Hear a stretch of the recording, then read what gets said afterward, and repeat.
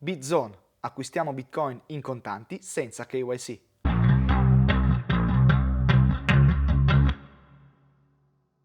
Buongiorno ragazzi e ben ritrovati.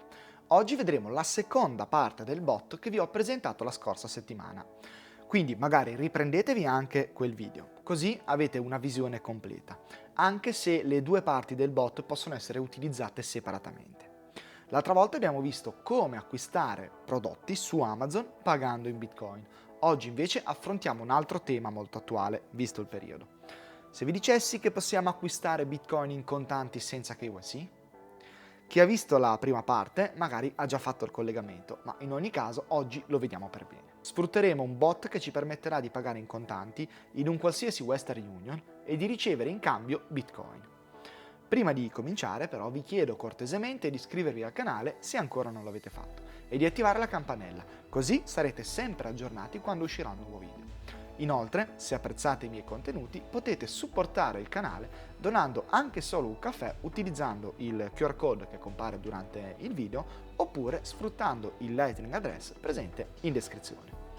Vi ricordo anche che se dovete acquistare un hardware wallet potete usare il codice PLAC per avere uno sconto del 5% sull'acquisto dei prodotti Bitbox, come il Bitbox 02, del quale trovate anche il tutorial completo sul mio canale. Vi lascio anche di questo il link diretto in descrizione. Io vi ringrazio di cuore e ora andiamo avanti. Anche qui, come per la prima parte del video, dobbiamo andare su Telegram e accedere al canale BitZone Cash to BTC. Vi lascio il link diretto in descrizione.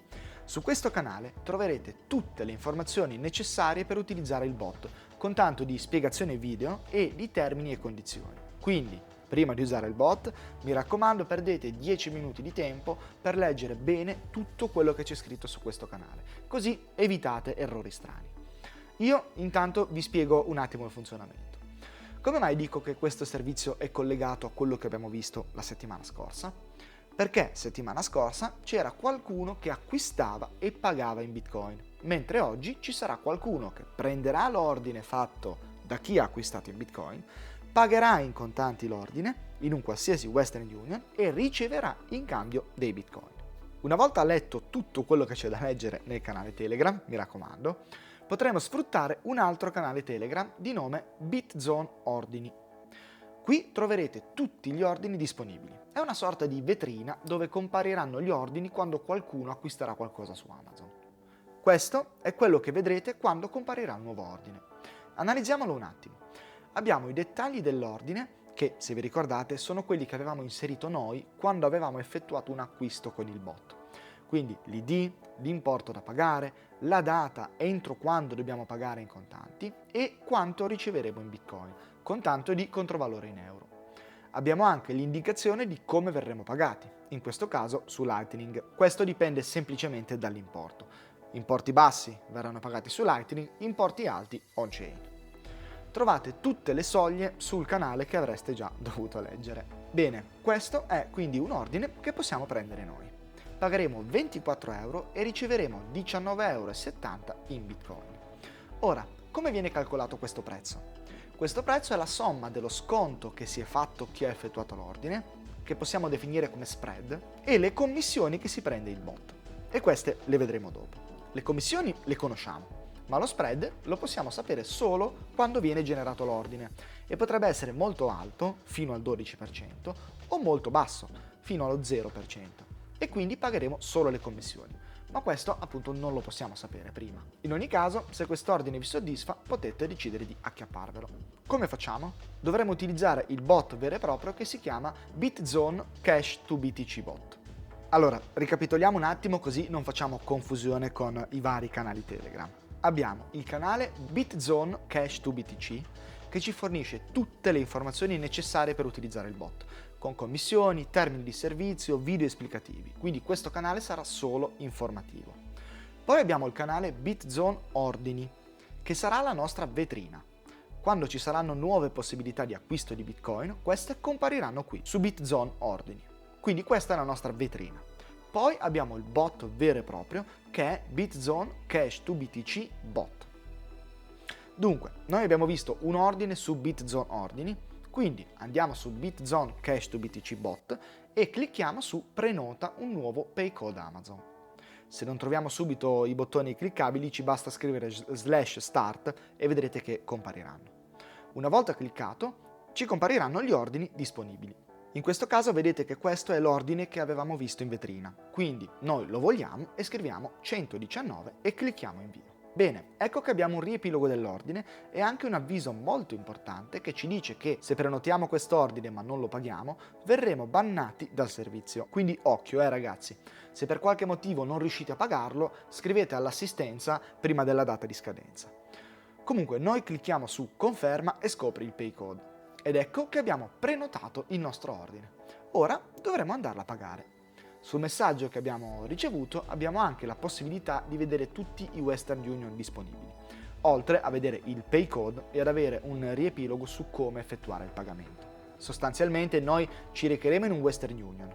Dovremo dire che vogliamo pagare un ordine Amazon, ci verrà chiesto il codice, che è il pay code che dovremo fornire, le 9 cifre, ci diranno l'importo da pagare e noi dovremo verificare che combaci con quello presente sul bot.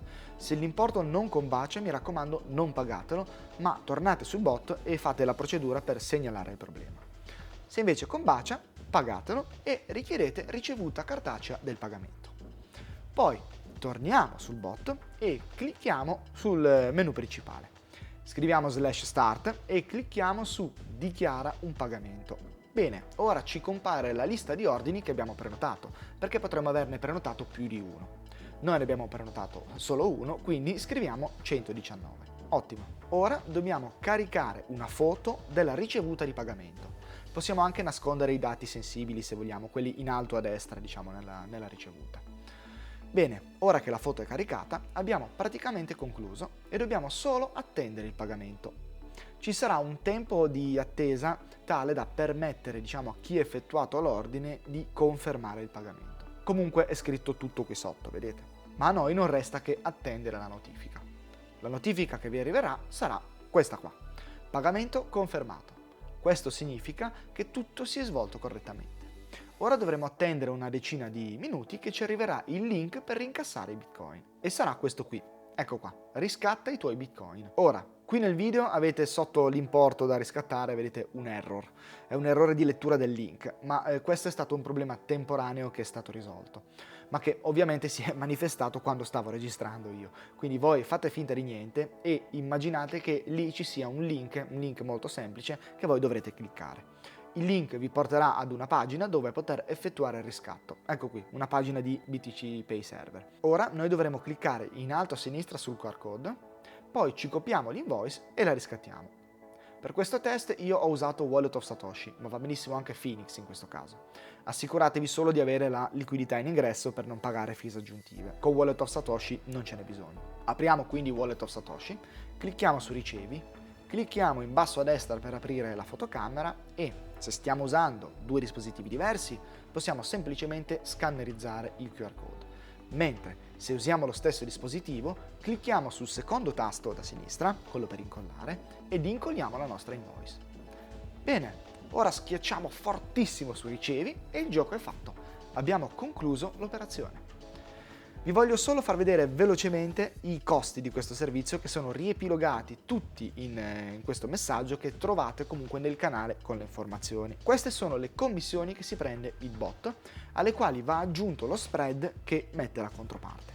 A conti fatti sono in linea con gli acquisti peer-to-peer, anzi dipende dallo sconto che si fa al cliente, sono anche molto meno. Qui vedete proprio un esempio: se acquistate 100 euro e la controparte si fa uno sconto del 4%, andate a pagare il 6,9%. Se si fosse fatto uno sconto massimo avreste pagato il 14,9%, che per un acquisto in contanti no KYC non è comunque fuori dai fogli. Che dire, più semplice da fare che da spiegare, ma a mio avviso questa è una buona soluzione per poter acquistare in contanti senza KYC, sfruttando la rete di Western Union. È una delle poche soluzioni rimaste, tolto l'incontro di persona ovviamente, che permette l'utilizzo del cash e tra l'altro elimina il rischio di incontrarsi con sconosciuti. Si fa tutto in un tabacchino. Devo dirvi che a me piace parecchio questa soluzione di acquisto. Ovviamente ha anche lei i suoi contro, che sono i passaggi in più da dover compiere per l'acquisto e i tempi di attesa per ricevere i fondi. che però sono necessari per far sì che tutto vada a buon fine. Le commissioni ve le metto nei contro, ma solo per farle valutare a voi. Sta a voi decidere se sono alte o basse.